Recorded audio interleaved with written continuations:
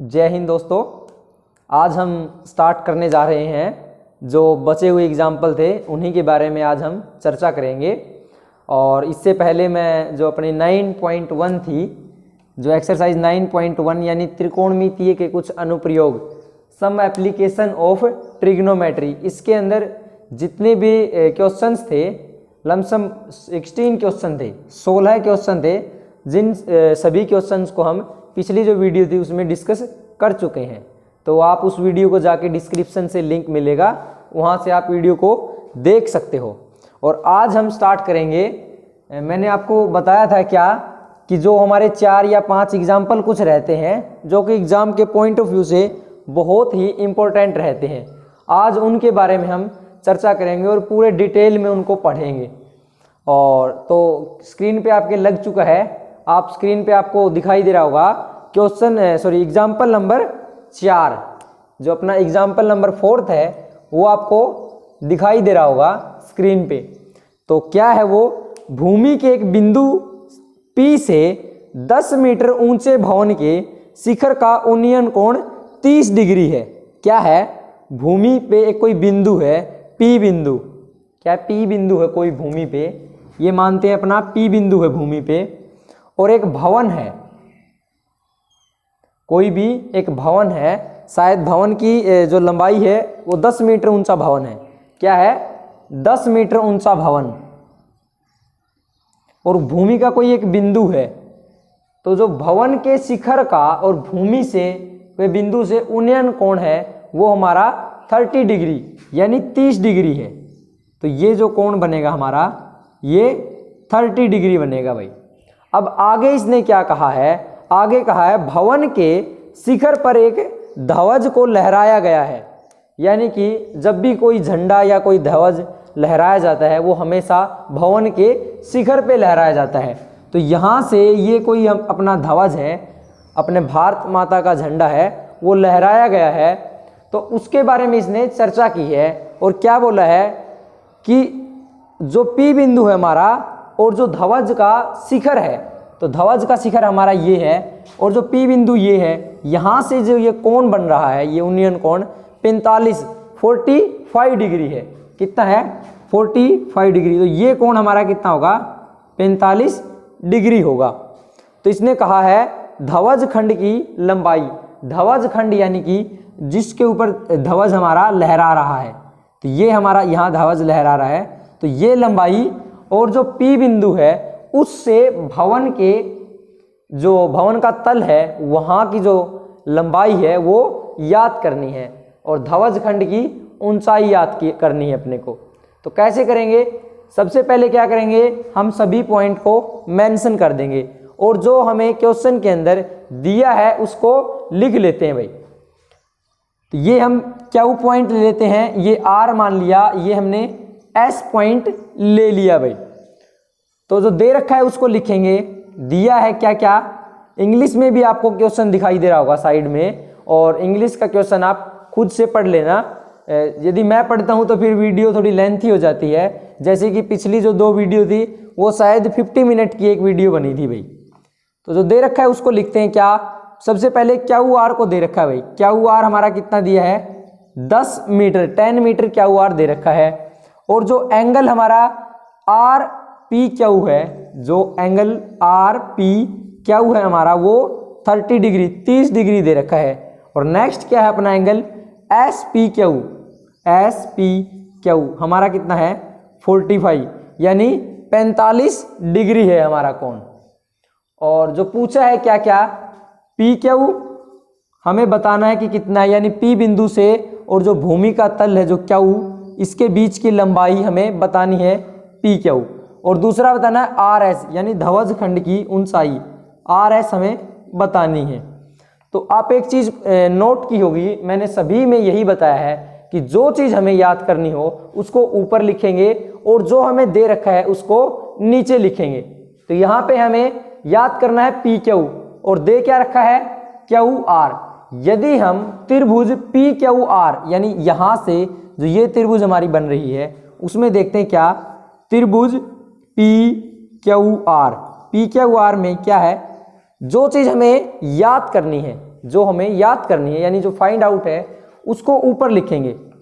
तो याद क्या करेंगे, यहाँ पे हम पी क्यू, और जो दे रखा है उसको हम नीचे लिख देंगे। दे क्या रखा है, क्यू आर। तो मैंने बताया था जहां पे हमारा थीटा होता है उसके जो सामने की भुजा हमारी क्या होती है, लंब, यानी कि परपेंडिकुलर, और एक हमारी क्या होती है, हाइपोटेनिस यानी कि कर्ण, और जो दूसरी स्पर्श भुजा है थीटा के साथ वो हमारी क्या है, आधार यानी कि बेस। ये हमारी क्या होगी, आधार यानी कि बेस। ऐसे ही पी क्यू एस के अंदर भी ये हमारी लंब परपेंडिकुलर और ये हमारी बेस यानी आधार होगी भाई। तो यहां से पी क्यू हमारी क्या है, बेस, बेस अपॉन, और जो क्यू आर है हमारी वो क्या है, लंब यानी कि परपेंडिकुलर, और बेस अपॉन परपेंडिकुलर यहां भी मैंने लिखा है। और लाल कक्का के बारे में मैं डिटेल में आपको पहले भी करवा चुका हूं, यदि वीडियो नहीं देखी तो उसको डिस्क्रिप्शन से लिंक से आप देख सकते हो भाई।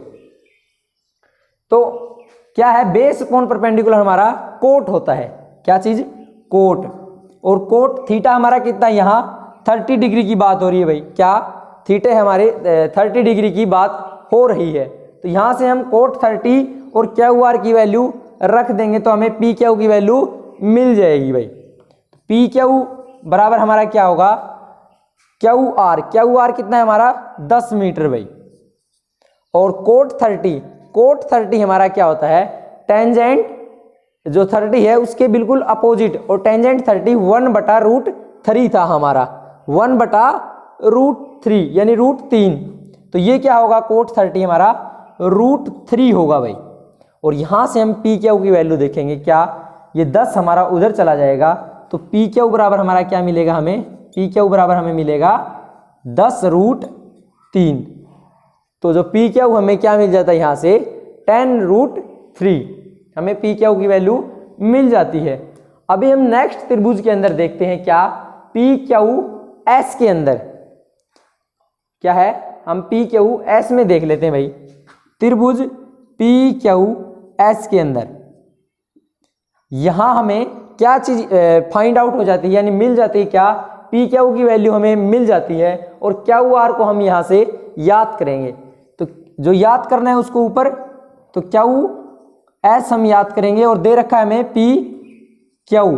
तो ये हमारा क्या है, लंब, ये हमारा है आधार, और लंब बटे आधार क्या होता है, टेंजेंट। और टेंजेंट कितना, टेंजेंट हमारा 45 डिग्री, यानी टेंजेंट 45 डिग्री। टेंजेंट 45 की वैल्यू रखेंगे, पी क्यू की वैल्यू रखेंगे, हमें क्यू एस की वैल्यू मिल जाएगी। तो क्यू एस बटा पी क्यू हमारा क्या था, 10√3, जो अभी हमने याद किया है, और टेंजेंट 45 हमारा 1 यानी 1 होता है। और जब हम क्यू एस को यहां से देखेंगे क्या है, तो क्यू एस बराबर हमें क्या मिलेगा, 10√3 हमें मिल जाता है। और हमें क्या क्या याद करना था, पी क्यू, क्या याद करना है, पी क्यू, और दूसरा हमें आर एस, ध्वज खंड की ऊंचाई हमें याद करनी है। तो यहां देखते हैं क्या है, जो अपना आर एस है वो हमारा किसके बराबर है, यदि क्यू एस के अंदर से क्यू आर को घटा दें, यानी ये हमारी कोई लेंथ है, जैसे कि हम लेके चलते हैं, ये हमारी कोई लेंथ है पूरी, और ये हमें याद करनी है, पूरी दे रखी है और ये हिस्सा दे रखा है।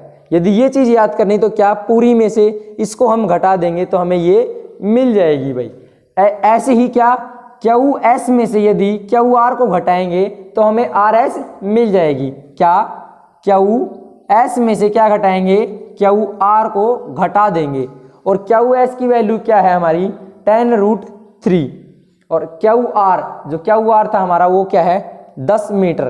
तो यहाँ क्या है, 10√3 माइनस 10, तो यहाँ से क्या करेंगे, 10 को कॉमन ले लेते हैं, 10 कॉमन लिया तो अंदर क्या बचा, √3 माइनस 1।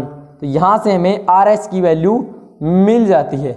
तो नीचे एक आप लाइन मेंशन करोगे, क्या, ध्वज खंड की ऊंचाई हमारी क्या होगी, 10√3 माइनस 1, और जो हमारी पी से जो भवन का जो तल है वहां की जो लेंथ है वो हमारी कितनी थी, 10√3। तो इस प्रकार ये क्वेश्चन हमारा कंप्लीट हो जाता है। आई होप आपको ये क्वेश्चन अच्छे से समझ में आया होगा। फिर भी आपको कोई डाउट है तो मुझे आप कमेंट सेक्शन में बता सकते हैं।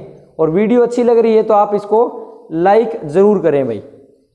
और इसी के साथ हम नेक्स्ट क्वेश्चन देखते हैं और इसको हम साफ कर लेते हैं भाई, इसको हम साफ कर लेते हैं। और जो नेक्स्ट क्वेश्चन यानी जो हमारा एग्जाम्पल नंबर 5 है उसको देख लेते हैं और मैं उसको स्क्रीन पे भी लगा देता हूं भाई।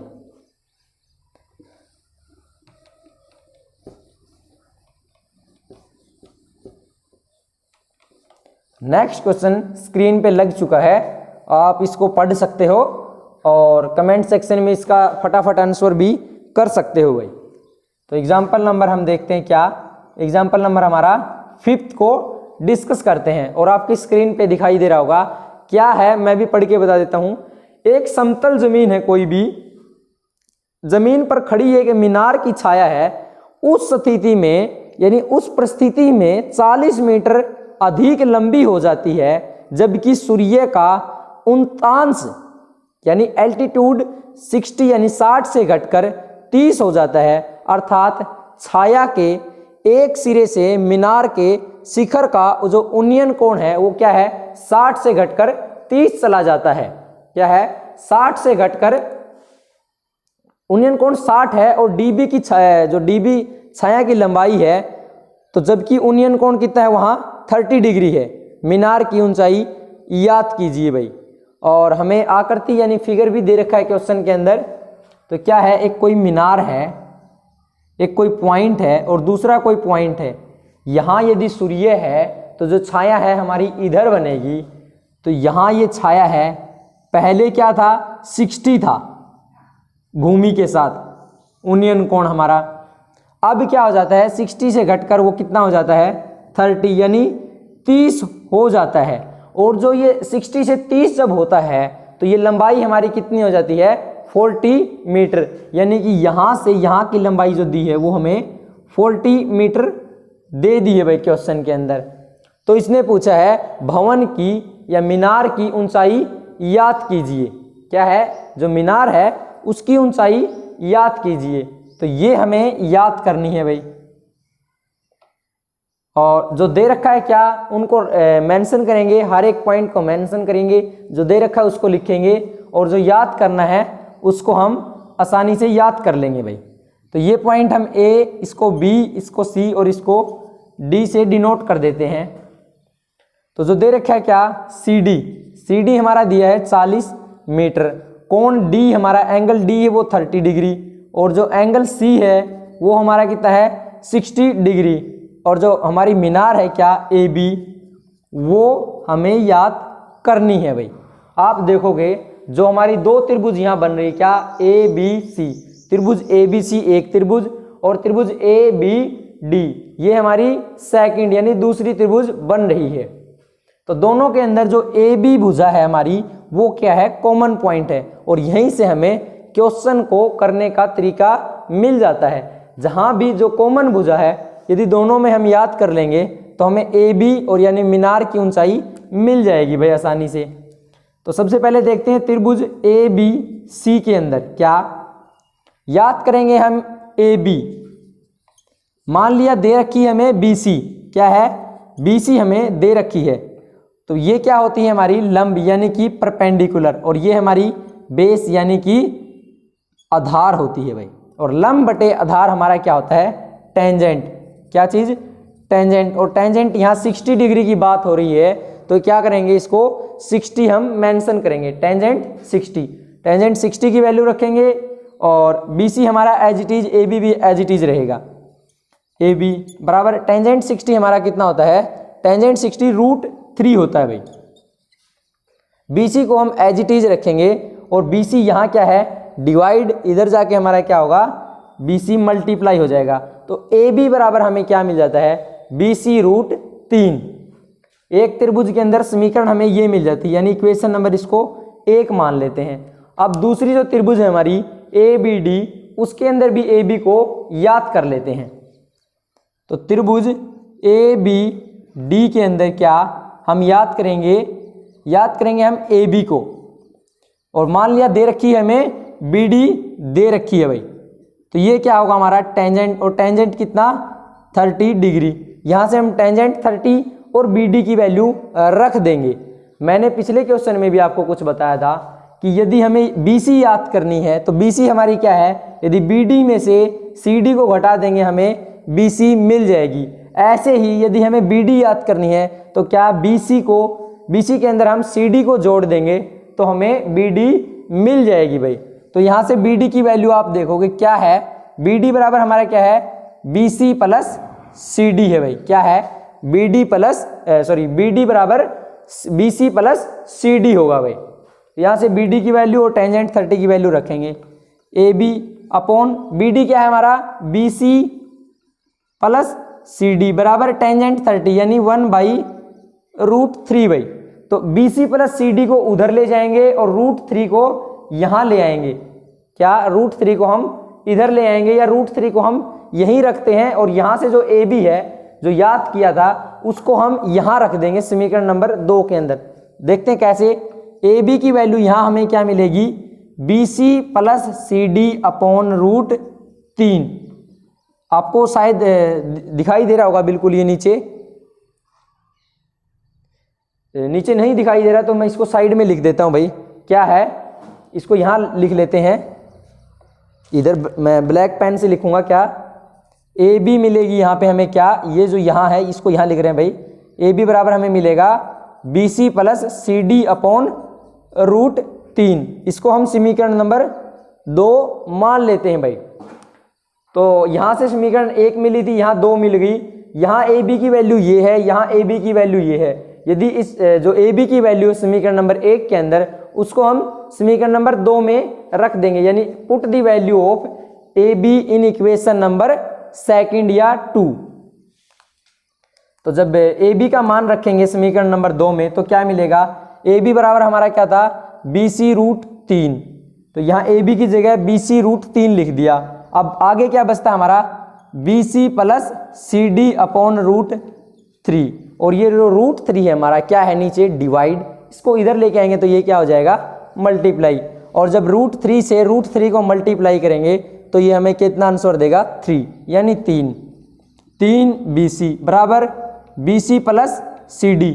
और यहाँ से आप क्या, CD की वैल्यू भी रख सकते हो और CD की वैल्यू हमारी क्या है, 40। यहाँ हम क्या रखेंगे, 40 को रखेंगे तो BC इधर लेके आएंगे, ये जो माइनस यहाँ प्लस है ये इधर क्या होगा, माइनस हो जाएगा। तो 3BC माइनस 1BC हमारा क्या देगा, 2BC देगा भाई। 2BC बराबर कितना होगा, 40। और BC बराबर हमारा कितना हो जाएगा, 20 यानी 20 मीटर। जो ये हमारी BC है, यदि ये क्वेश्चन के अंदर पूछ लेता है तो हम उसका आंसर कितना करेंगे, 20 मीटर भाई। क्या, 20 मीटर। अब इसने हमसे पूछा क्या था, मीनार की ऊंचाई बताइए। क्या, मीनार की ऊंचाई बताइए। तो मीनार की ऊंचाई हमारी क्या थी, AB। क्या थी, AB। और AB की वैल्यू हमारी क्या थी, BC√3। क्या है, BC√3। यहां से हम BC की वैल्यू रख देंगे, AB की वैल्यू हमें मिल जाएगी।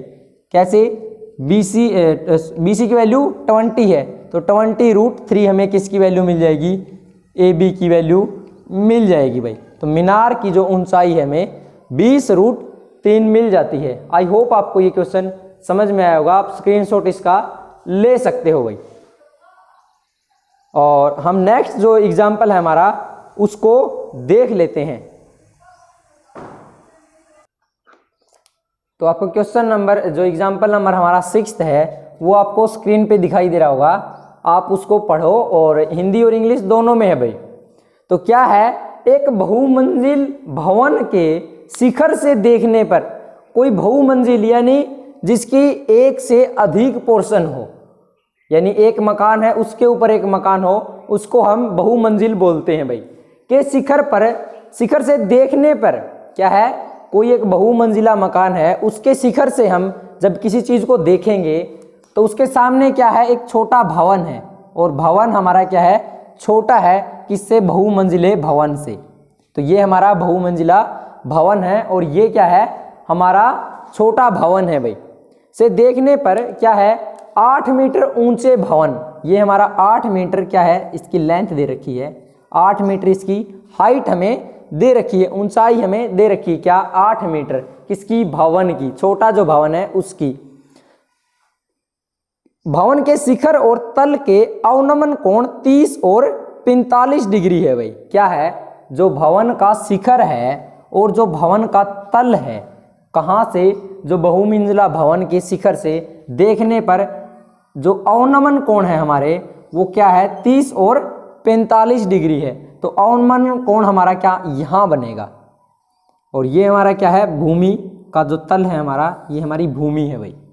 तो यहाँ से हम देखेंगे तो एक कोण हमारा 30 डिग्री यानी 30 डिग्री है, और दूसरा हमारा कितना 45 डिग्री यानी कि 45 डिग्री है। और जब मैंने बताया था क्या यहाँ 30 है, तो यहाँ पर भी हमारा क्या होगा, 30 डिग्री होगा। यदि हम इसके समांतर एक रेखा को खींच लेते हैं तो ये हमारा कितना होगा, 30 डिग्री। और जो यहाँ से जो ये एंगल है हमारा, यानी ये जो कोण बन रहा है, ये कितना है, 45 यानी 45। तो यहाँ भी हमारा क्या होगा, 45 डिग्री यानी कि 45 डिग्री बन जाएगा भाई।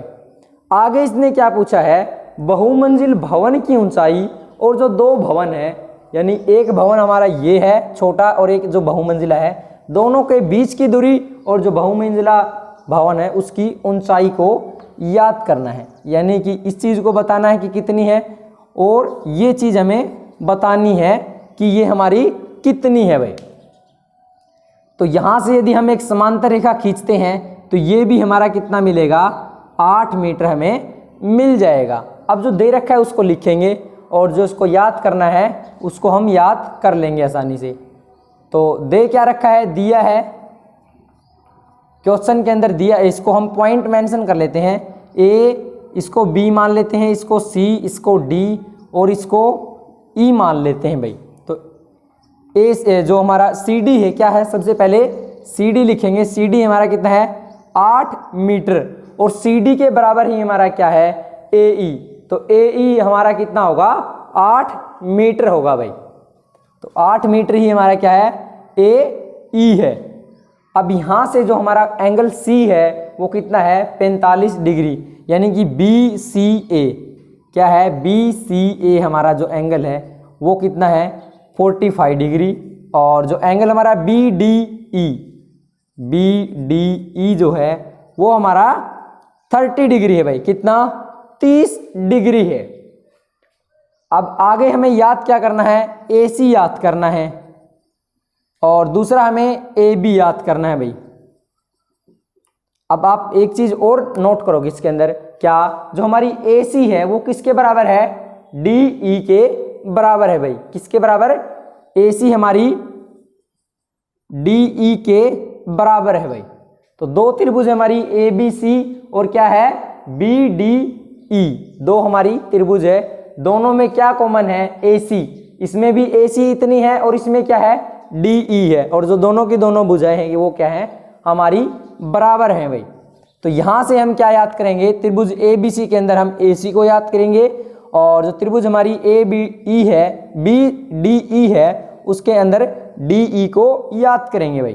तो लिखते हैं क्या, त्रिभुज ए बी सी के अंदर याद करेंगे हम ए सी को, ए सी को याद करेंगे। मान लिया हमें दे क्या रखा है, हमें दे रखा है ए बी, क्या है, ए बी हमें दे रखा है भाई। तो ये क्या बनेगा, ये हमारा आधार यानी कि बेस, ये हमारा परपेंडिकुलर यानी कि लंब। तो बेस अपॉन परपेंडिकुलर हमारा कोट होता है, और कोट कितना, 45 डिग्री की बात यहाँ हो चुकी है भाई। तो ए सी बराबर हमारा क्या होगा, कोट 45 की वैल्यू 1 होती है, और जो ए बी है हमारा क्या, ए बी हमारा क्या है, यहाँ लिख लेते हैं, ए बी बराबर हमारा क्या है, ए बी हमारा ए ई प्लस बी ई है, क्या है, ए ई प्लस बी ई, ये हमारा क्या है, ए बी, और ए बी की वैल्यू रख देते हैं। ए सी बराबर ए बी अपॉन में है यहाँ, और यहाँ क्या हो जाएगा, मल्टीप्लाई, एक के साथ मल्टीप्लाई होगा तो वही एज इट इज रहेगा, यानी ए ई प्लस हमारा बी ई, ए सी की वैल्यू हमें मिल जाती है, और इसको हम इक्वेशन नंबर 1 मान लेते हैं। और यहाँ यहीं से हमें ए ई की वैल्यू भी पता है, तो यहाँ भी हम रख सकते हैं या नीचे रख सकते हैं। तो यहीं हम रख लेते हैं क्या, 8 को यहीं रख लेते हैं भाई, ए ई की सॉरी ये बी ई है हमारा, ए ई की वैल्यू कितनी है 8, इसको हमने रख दिया। अब जो दूसरी त्रिभुज है उसके अंदर भी हम याद कर लेते हैं भाई। दूसरी त्रिभुज हमारी क्या है, त्रिभुज बी डी ई है भाई। उसके अंदर हम क्या याद करेंगे, डी ई को याद करेंगे और मान के चलेंगे कि बी ई हमें दे रखा है। क्या डी ई हम याद करेंगे और बी ई हमें दे रखा है, वही क्या बनेगा, बेस अपॉन परपेंडिकुलर हमारा क्या बनेगा, कोट। क्या बनेगा, कोट। और कोट कितना 30, कोट 30 यानी कोट 30 डिग्री। तो डी ई बी ई हमारा कितना है, सॉरी बी ई हमारा कितना है, बी ई को हम बी ई रख के चलते हैं और कोट 30 की वैल्यू हमारी कितना होती है, √3 होती है। और बी ई यहाँ क्या है, डिवाइड इधर होके क्या हो जाएगा, ये मल्टीप्लाई हो जाएगा √3 के साथ। तो यहाँ से हमें डी ई की वैल्यू मिल गई, इसको हम इक्वेशन नंबर 2 मान लेते हैं। और यहाँ से हमें ए सी की वैल्यू मिल गई भाई। तो आपको अभी मैंने बताया था ए सी बराबर क्या है, डी ई हमारा है। तो इसको हम क्या मान सकते हैं, डी ई। और डी ई की वैल्यू यहाँ क्या है, 8 + बी ई हमारी किसकी वैल्यू है, डी ई की वैल्यू। तो इसी वैल्यू को, डी ई की वैल्यू को यहाँ रख देते हैं। तो क्या होगा, यहाँ से हमें क्या मिलेगा, डी ई हमारा क्या होगा, बी ई + 8 होगा भाई। क्या, जो डी ई है उसको हमने क्या रख दिया, बी ई + 8 और सामने इसके क्या था, बी ई √3 हमारा। तो यहाँ से हम यदि बी ई को इधर लेके आएंगे और 8 को हम उधर लेके जाएंगे, या फिर बी ई √3 हम यहीं रखते हैं और बी ई उधर लेके जाएंगे, तो माइनस बराबर ये जो 8 इधर का एज इट इज रहेगा भाई। यहाँ से बी ई को कॉमन ले लेंगे, बराबर हमारा 8। तो यहाँ से हमारा कॉमन क्या बचेगा, √3 - 1। और यहाँ क्या है, ये मल्टीप्लाई है और उधर 8 के साथ जाएगा तो ये क्या हो जाएगा, ये इसके डिवाइड में चला जाएगा भाई। क्या चीज़, √3 - 1। तो यहाँ से हमें ये बी ई की वैल्यू मिल जाती है। और मैंने आपको क्या कहा था, जब भी ऐसी सिचुएशन नीचे देते हैं रूट के अंदर, तो उसका हम क्या कर लेते हैं, हर का प्रीमेकरण।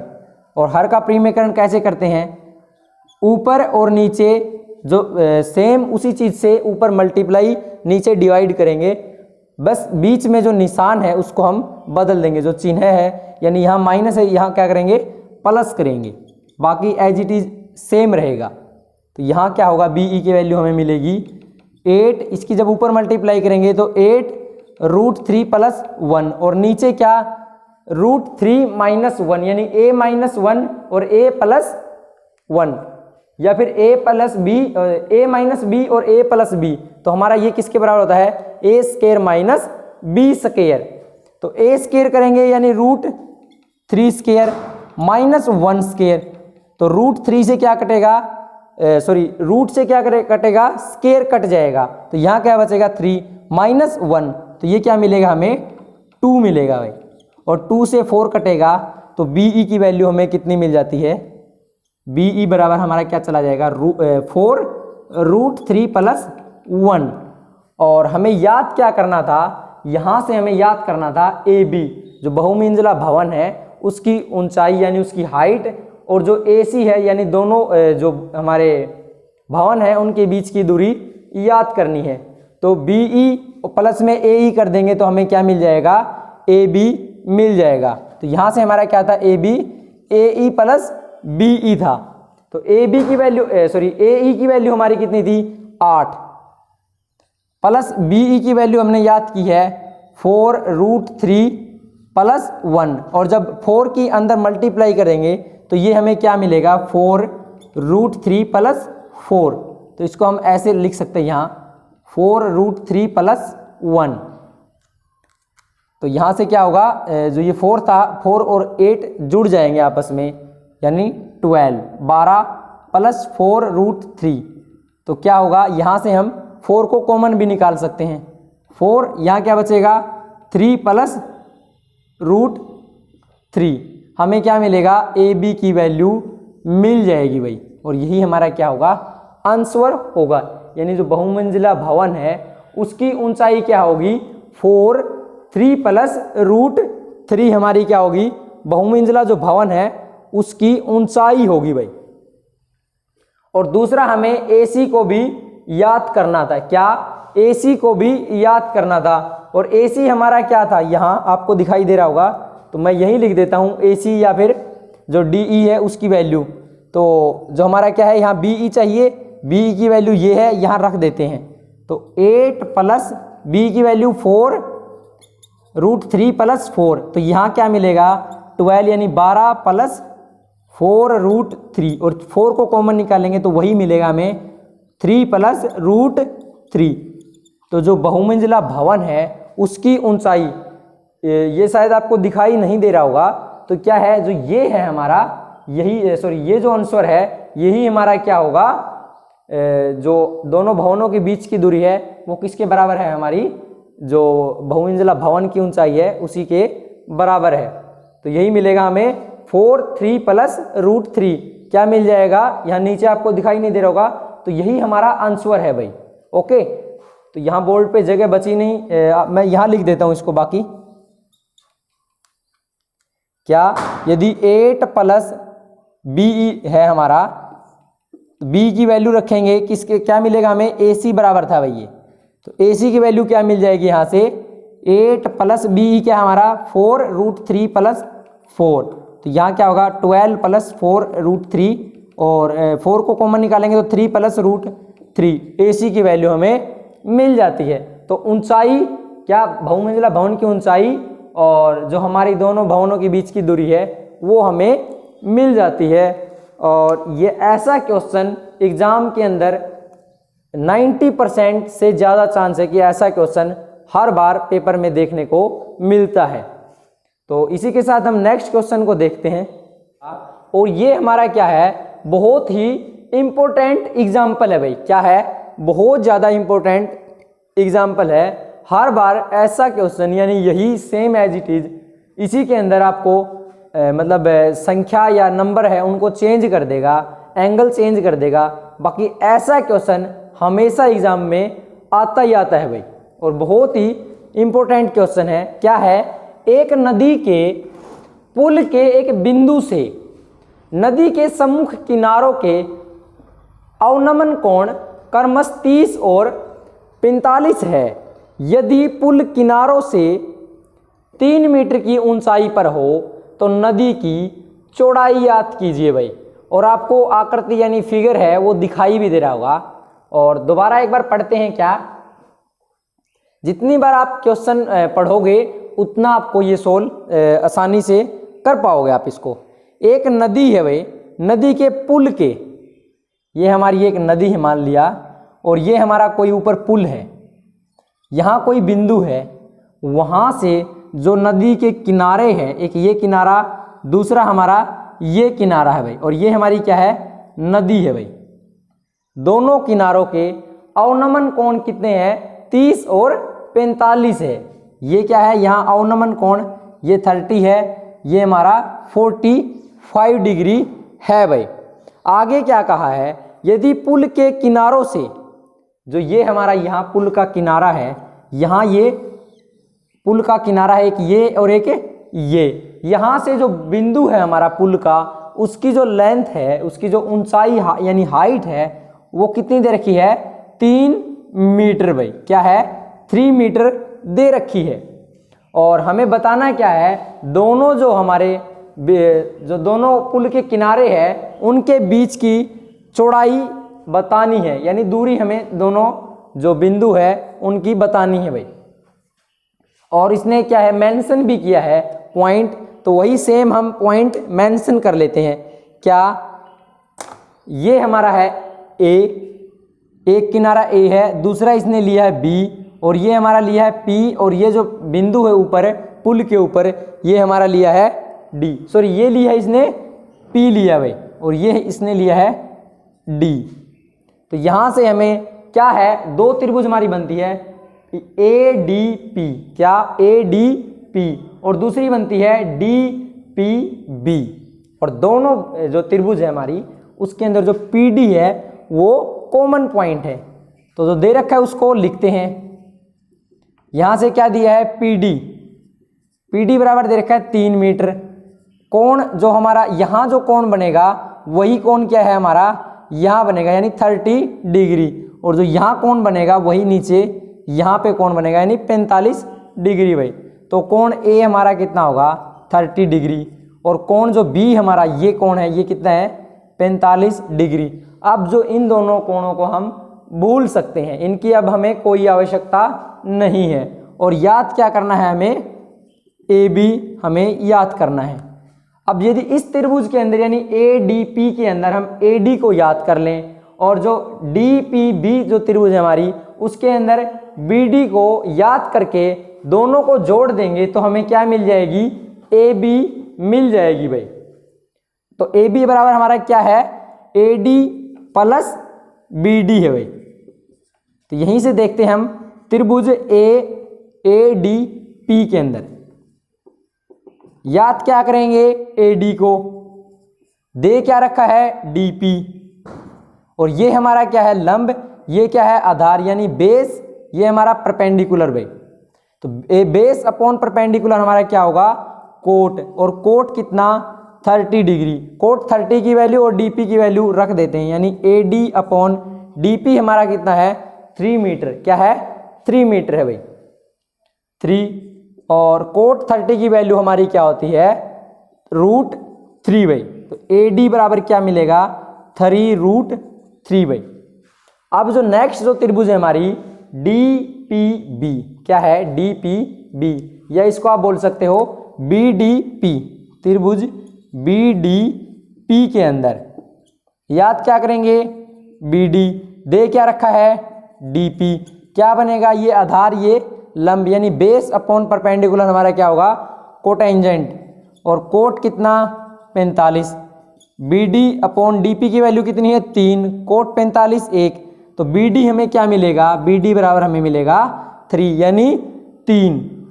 तो यहाँ से हमें बी डी की वैल्यू मिल गई, यहाँ से हमें ए डी की वैल्यू मिल गई, और याद क्या करनी थी हमें ए बी की वैल्यू।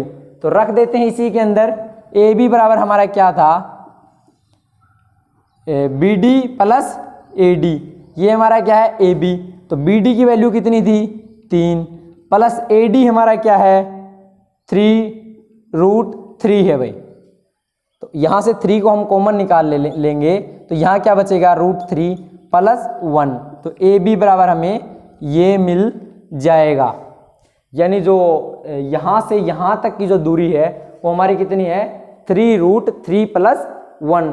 तो यही हमारी क्या थी नदी की चौड़ाई, आप नीचे लिख सकते हो नदी की चौड़ाई 3√3 प्लस 1 होगी भाई। आई होप आपको ये क्वेश्चन आसानी से समझ में आया होगा, स्क्रीनशॉट आपने इसका ले लिया होगा। फिर भी आपको कोई डाउट है तो आप मुझे कमेंट सेक्शन में अवश्य यानी ज़रूर बता सकते हो। और वीडियो आपको अच्छी लगी तो लाइक करें, शेयर करें दूसरों तक, चैनल को सब्सक्राइब जरूर करें और बेल आइकन को प्रेस करना ना भूलें। मिलते हैं नेक्स्ट वीडियो के अंदर नेक्स्ट चैप्टर के साथ, और नेक्स्ट नया जो कंसेप्ट है उसके साथ हम अवश्य मिलेंगे। तो तब तक के लिए ऑल दी बेस्ट। और इसी के साथ हम प्रैक्टिस बैच को लेके आएंगे, यानी ये जो हमारा 8वां और जो 9वां चैप्टर है त्रिकोणमिति है, इसी के हम कुछ MCQ लेके आएंगे जो आपके एग्जाम में अब की बार आएंगे। ओके, मिलते हैं नेक्स्ट वीडियो में। Thank you.